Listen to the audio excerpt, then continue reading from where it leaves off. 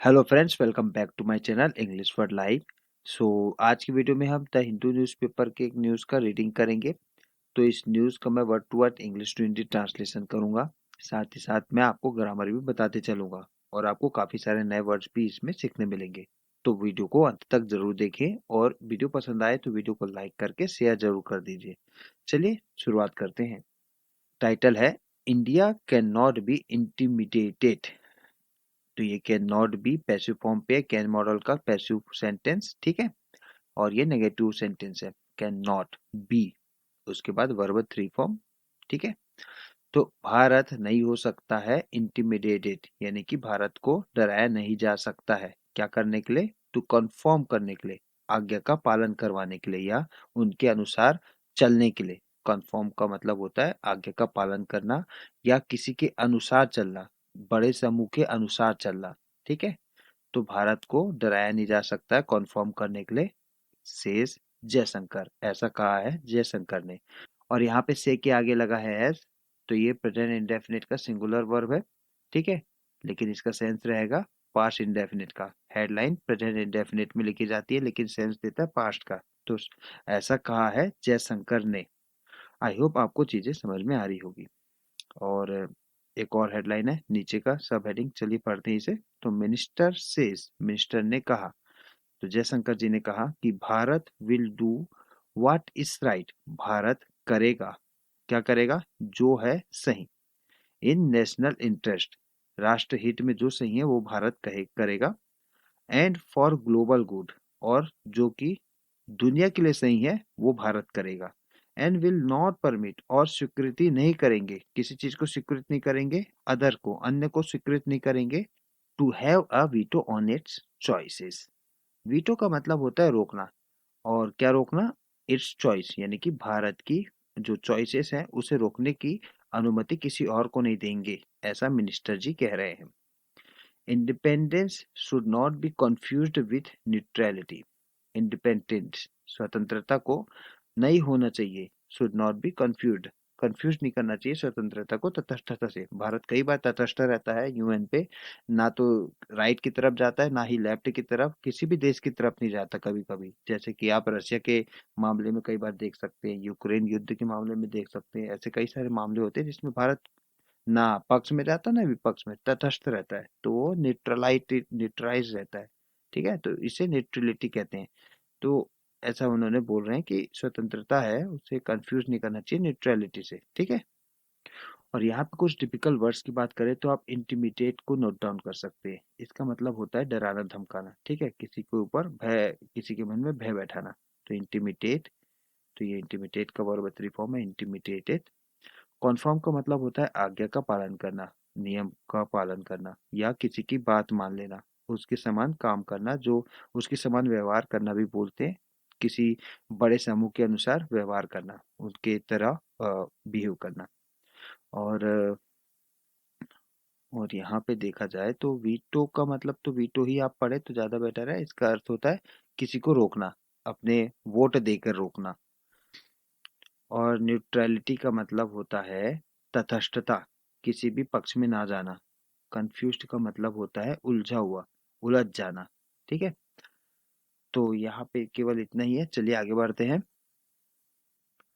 External affair ministers S Jaishankar has said, तो हमारे भारत के विदेश मंत्री हैं एस जयशंकर, उन्होंने कहा, क्या कहा? India can never permit others, Bharat नहीं कर सकता है, कभी नहीं कर सकता है, परमिट स्वीकृति नहीं कर सकता है अन्य को, क्या करने के लिए? To have a veto on its choices, veto करने की शक्ति नहीं दे सकता भारत अन्य को अपने चॉइसेस में, ठीक है, इट्स चॉइसेस में। वीटो का मतलब रोकने की शक्ति, ठीक है। And do what ever is right in the national interest, और भारत करेगा, वह करेगा जो भी सही होगा इन राष्ट्र हित में, तो राष्ट्र हित में जो भी सही होगा वह भारत करेगा। And for the global good, और विश्व के लिए जो सही होगा वो करेगा। Without being intimidated to conform, without, बिना हुए, बिना, क्या हुए बिना? डरे बिना। टू कॉन्फर्म, कॉन्फर्म का मतलब होता है किसी के अनुसार चलना। तो इसमें कहना चाह रहा है कि किसी के अनुसार चलने से डरे हुए बिना भारत वो करेगा जो राष्ट्र हित के लिए सही होगा और जो विश्व के हित के लिए सही होगा। In a video message for a function in Mumbai on Saturday. इन एक वीडियो संदेश में, किसके लिए था वीडियो संदेश? एक फंक्शन के लिए, जो कि कहाँ हो रहा था? मुंबई में शनिवार को। उन्होंने कहा, When India is etched more deeply in global consciousness, जब भारत is etched का मतलब होता है प्रदर्शित होना या साफ झलकना या अंकित होना, ठीक है? तो जब भारत अंकित होगा या साफ झलकेगा, more deeply, बहुत ही गहराई से, ग्लोबल यानी कि विश्व की चेतना में, its repercussion are truly profound। repercussion का मतलब होता है परिणाम, ठीक है? तो इसके परिणाम होंगे सच में profound, प्रबल या गहरे, ठीक है? और यहाँ पे हम अगर डिफिकल्ट वर्ड्स की बात करें तो इसमें कुछ डिफिकल्ट वर्ड्स हैं, जैसे कि इंटिमिडेट तो हम जान लिए, कॉन्फर्म भी हम जान लिए। इंटिमिडेट का मतलब होता है डराना, कॉन्फर्म का मतलब होता है आज्ञा का पालन करना, किसी के हिसाब से चलना। और यहाँ पे देखा जाए तो एस्ट बहुत अच्छा शब्द है, जिसका मतलब होता है अंकित होना या साफ झलकना या प्रदर्शित होना, ठीक है? तो भारत प्रदर्शित होता है गहरी, डीपली, गहराई से, जब ग्लोबल कॉन्शियसनेस, चेतना में, कॉन्शियसनेस में। रिpercussion का मतलब होता है परिणाम और प्रोफाउंड का मतलब होता है गहरा या प्रबल। चलिए आगे बढ़ते हैं। In a world grapple with unhealthy habits, stressed lifestyles और रिकरिंग क्लाइमेट इवेंट्स। एक दुनिया में जो कि जूझ रही है, ग्रेपल विद का मतलब होता है जूझना, ठीक है? तो ये अच्छा फ्रेजल वर्ब है, ग्रेपल विद अनहेल्दी हैबिट्स यानी कि अस्वस्थ आदतें। तो एक दुनिया जूझ रही है अस्वस्थ आदतों से और तनावपूर्ण लाइफस्टाइल से, जीवन शैली से, और बार बार होते क्लाइमेट इवेंट से यानी कि जलवायु घटनाओं से।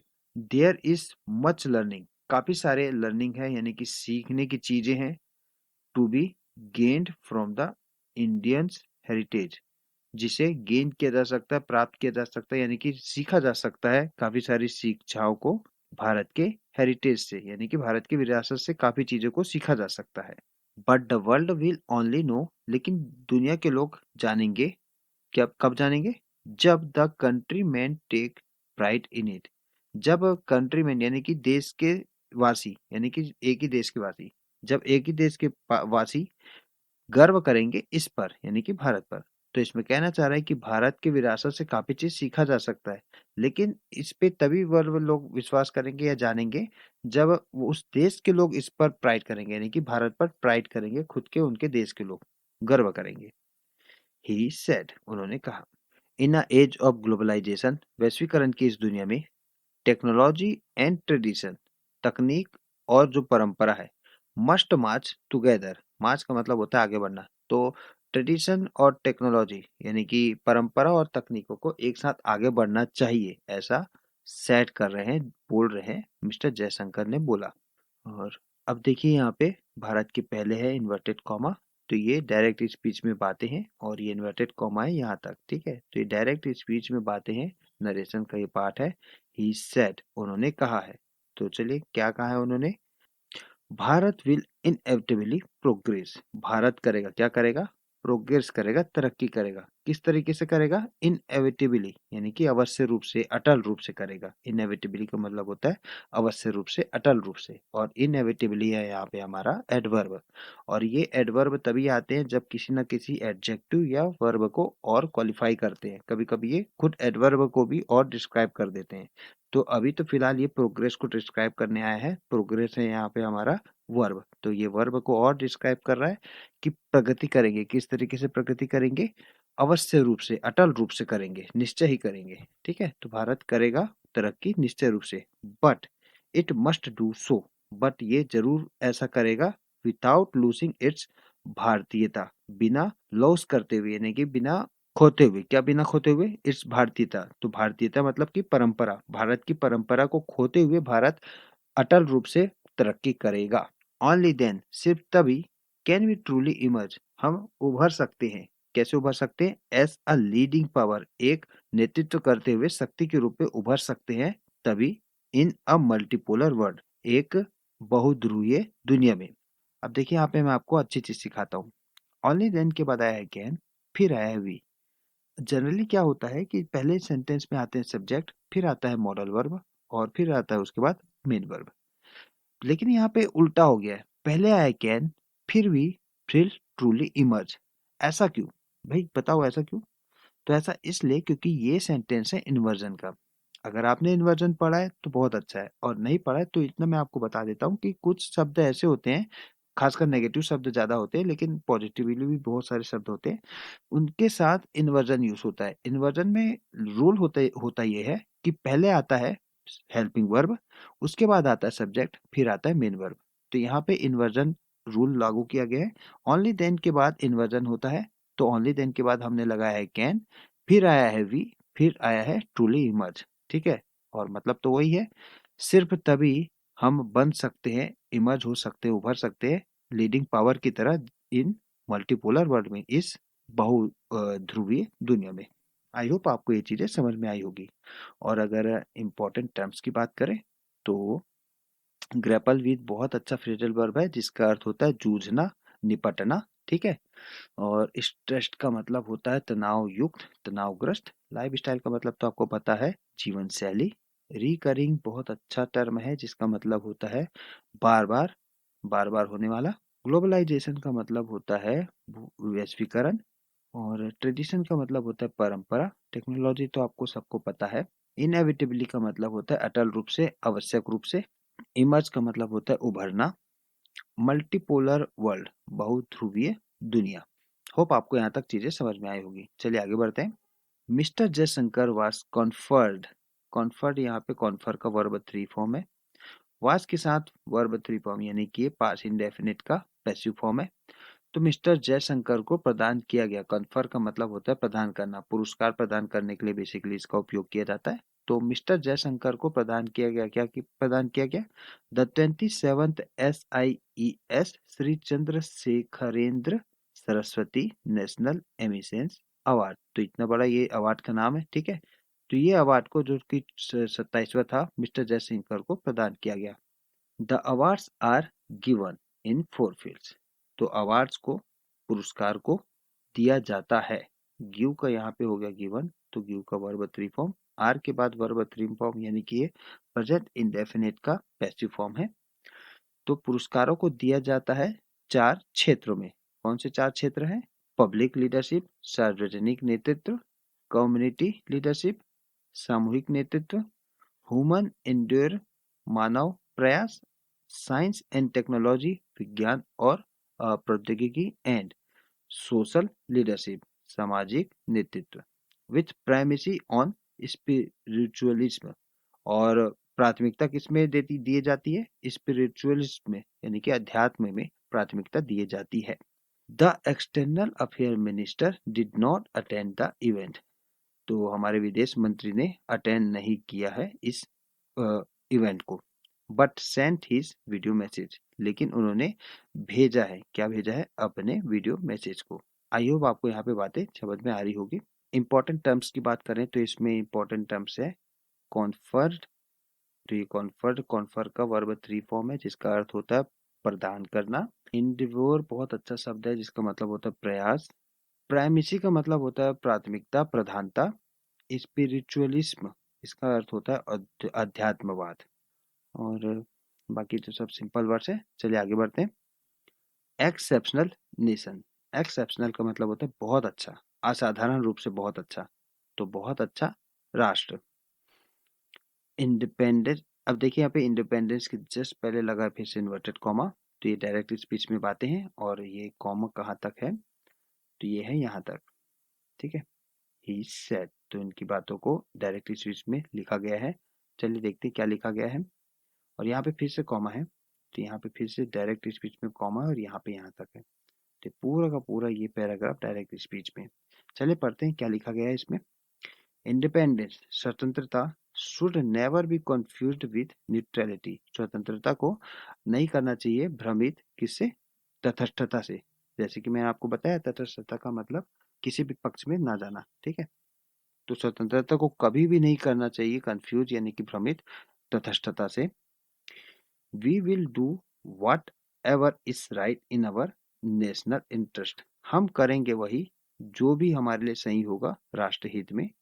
एंड फॉर ग्लोबल गुड, और विश्व के अच्छाई के लिए जो अच्छा होगा हम वो करेंगे। Without being intimidated to conform, बिना बिना डरे हुए टू कॉन्फर्म। कॉन्फर्म मतलब आज्ञा का पालन करने से बिना डरे हुए ही हम वो करेंगे जो हमें सही लगता है और दुनिया के लिए जो सही है।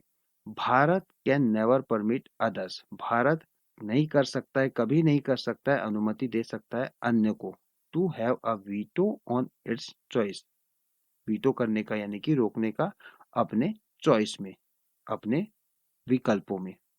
For too long we were schooled, बहुत लंबे समय से हमें शिक्षा दी गई। स्कूल यहाँ पे स्कूल का वर्ब थ्री फॉर्म है, ठीक है, इसका मतलब होता है शिक्षा देना। और यहाँ पे वी है हमारा सब्जेक्ट और वर है हमारा helping verb.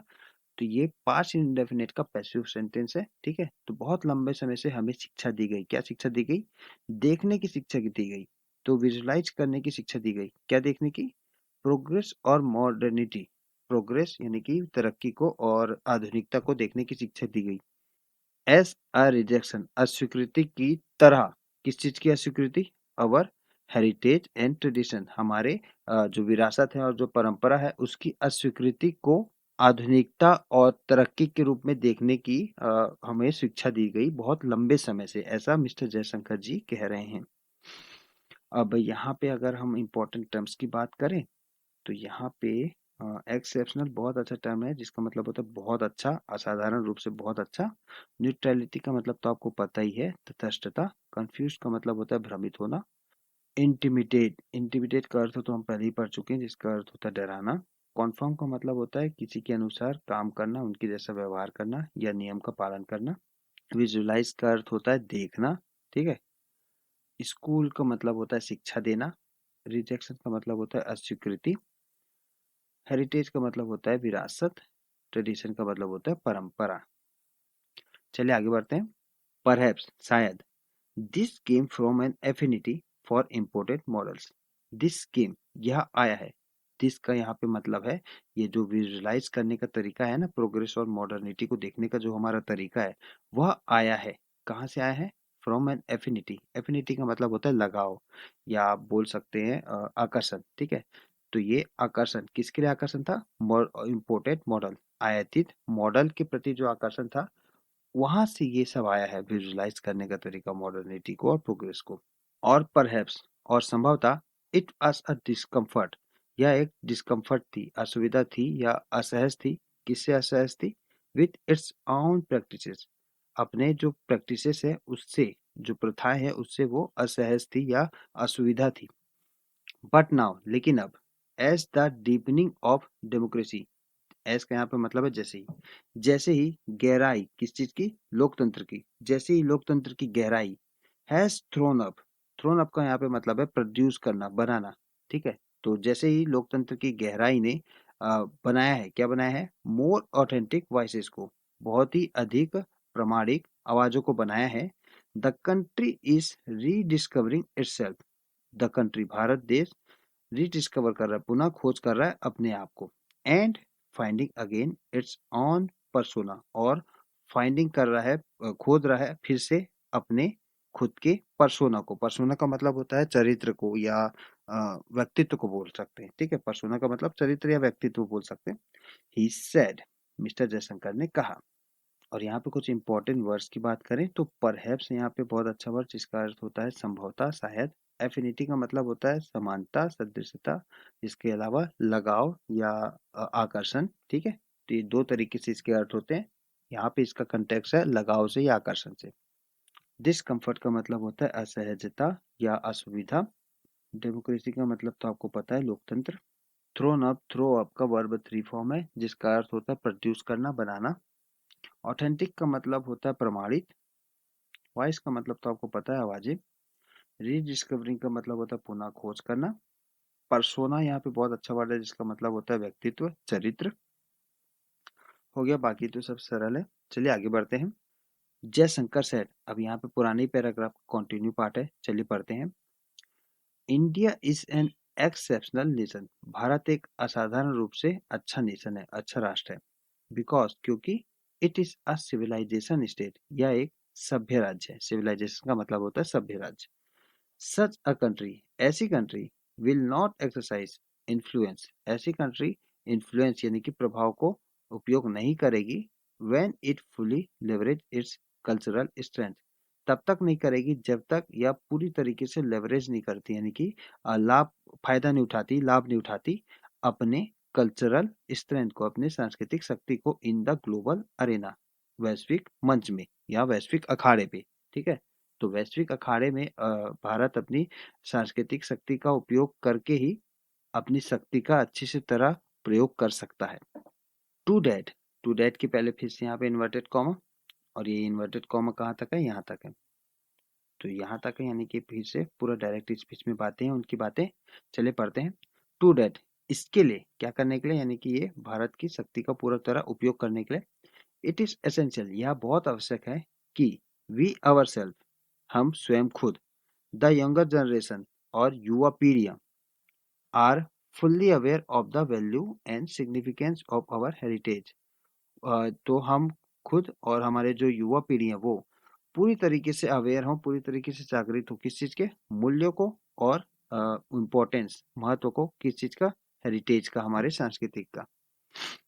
This can be articulated at various levels, इसे आर्टिकुलेट किया जा सकता है, यानी कि व्यक्त किया जा सकता है या स्पष्ट किया जा सकता है विभिन्न क्षेत्रों में, विभिन्न स्तरों पे, लेकिन सबसे ज्यादा most importantly it should have an impact, इसका एक प्रभाव होना चाहिए। कहाँ होना चाहिए प्रभाव, एट द सोसाइटी का लेवल, सामाजिक स्तर पे इसका प्रभाव होना चाहिए, ऐसा जयशंकर जी कह रहे हैं। और यहाँ पे कुछ इंपॉर्टेंट टर्म्स की बात करें तो एक्सेप्शनल बहुत अच्छा टर्म है, जिसका मतलब होता है असाधारण रूप से अच्छा। सिविलाइजेशन का मतलब होता है सभ्य। एक्सरसाइज का यहाँ पे उपयोग किया गया है पावर का उपयोग करने के लिए, ठीक है। इन्फ्लुएंस, प्रभाव का उपयोग करने के लिए, तो प्रभाव या इन्फ्लुएंस को एक्सरसाइज किया जाता है, यानी कि उपयोग किया जाता है। और लेवरेज का उपयोग करते हैं लाभ प्राप्त करने के लिए या अवसर का लाभ उठाने के लिए लेवरेज यूज करते हैं। और एसेंशियल का मतलब होता है आवश्यक, अनिवार्य रूप से। और बाकी तो सब आपको पता ही है। आर्टिकुलेट का एक मतलब हम जान लेते हैं। आर्टिकुलेट का मतलब होता है स्पष्ट करना, व्यक्त करना। बाकी तो सब सिंपल वर्ड्स हैं। चलिए आगे बढ़ते हैं। क्रूशियल जंक्शन, क्रूशियल जंक्शन का मतलब होता है महत्वपूर्ण मोड़। तो कभी हालात के, कभी स्थिति के बहुत ही महत्वपूर्ण मोड़ की बात बताने के लिए क्रूशियल जंक्शन का यूज करते हैं। मिस्टर जयशंकर सेड, तो हमारे विदेश मंत्री ने कहा, क्या कहा, Bharat is poised, Bharat, India is poised है, तैयार है, टुडे, आज तैयार है, एट अ क्रूशियल जंक्चर, इस महत्वपूर्ण मोड़ पे तैयार है Bharat. On the one hand, एक तरफ, the last decade has demonstrated, एक तरफ पिछला दशक डेमोस्ट्रेट करता है, प्रदर्शित करता है कि इट हैज कैपेबिलिटी, इसके पास कैपेबिलिटी है, क्षमता है, कॉन्फिडेंस है, आत्मविश्वास है, और द कमिटमेंट, वादा है, to advance development across broader front, broad front, to advance करना यानी कि बढ़ाना, क्या, विकास को बढ़ाना, across broad front, broad front का मतलब होता है व्यापक मोर्चे पर, यानी कि व्यापक क्षेत्रों में। ठीक है, तो कहना चाह रहा है कि एक और पिछले दशक ने प्रदर्शित किया है कि इसमें व्यापक मोर्चे पर विकास को आगे बढ़ाने की क्षमताएं, आत्मविश्वास और सबसे महत्वपूर्ण प्रतिबद्धता है। It has shown that the problems of poverty, discrimination and lack of opportunities can be indeed addressed. It has, Bharat ने प्रदर्शित किया है, क्या प्रदर्शित किया है कि जो प्रॉब्लम है, किस चीज की प्रॉब्लम है, गरीबी की और पक्षपात की, डिस्क्रिमिनेशन की और कमी, अवसरों की जो कमी है उसे एड्रेस किया जा सकता है, यानी कि दूर किया जा सकता है वास्तव में, इंडीड, वास्तव में। ऑन द ग्लोबल स्टेज, वैश्विक मंच पर, it has established itself, Bharat ने अपने आप को इस्टेब्लिश किया, स्थापित किया है, एज एन इंडिपेंडेंट पावर, एक स्वतंत्र शक्ति के रूप में। बट, लेकिन, one committed to global good, लेकिन यह कमिटेड है, प्रतिबद्ध है ग्लोबल कल्याण के लिए, स्पेशली, विशेषकर, the well being of global south, well being मतलब भलाई, तो भलाई किसका, ग्लोबल साउथ, वैश्विक दक्षिण का, ही सेड। और यहाँ पे इंपॉर्टेंट टर्म्स की बात करें तो इंपॉर्टेंट टर्म्स में यहाँ पे क्रूशियल जंक्चर, जिसका मतलब होता है महत्वपूर्ण मोड़, और पॉइस्ट का मतलब होता है तैयार होना। वैसे यहाँ पे इस टर्म के हिसाब से पॉइस्ट का मतलब होता है खड़ा होना, तो भारत एक क्रूशियल जंक्चर पर खड़ा है, महत्वपूर्ण मोड़ पर खड़ा है। वैसे पॉइस्ट का मतलब होता है तैयार होना, ठीक है, रेडी रहना। डेमोस्ट्रेशन, डेमोस्ट्रेट का वर्ब थ्री फॉर्म है, ठीक है, जिसका अर्थ होता है प्रदर्शित करना। कैपेबिलिटी का मतलब होता है क्षमताएं, कॉन्फिडेंस का मतलब होता है आत्मविश्वास, कमिटमेंट का मतलब होता है प्रतिबद्धता या वादा, इंडीड का मतलब होता है वास्तव में, सचमुच, एड्रेस का यहाँ पे मतलब होता है दूर करना, परेशानी को दूर करना, समाधान करना, कमिटेड का मतलब होता है प्रतिबद्ध होना, और वेल बीइंग का मतलब होता है कल्याण। तो फ्रेंड्स इतना ही है आज का वर्ष तो, और यहाँ पे हमारा न्यूज़ भी समाप्त होता है। तो कैसी लगी आपको रीडिंग हमें कमेंट सेक्शन में बताइए, और वीडियो पसंद आए तो वीडियो को लाइक करके शेयर जरूर कर दीजिए। मिलते हैं आपसे एक नए वीडियो में, तब तक के लिए बाय, टेक केयर।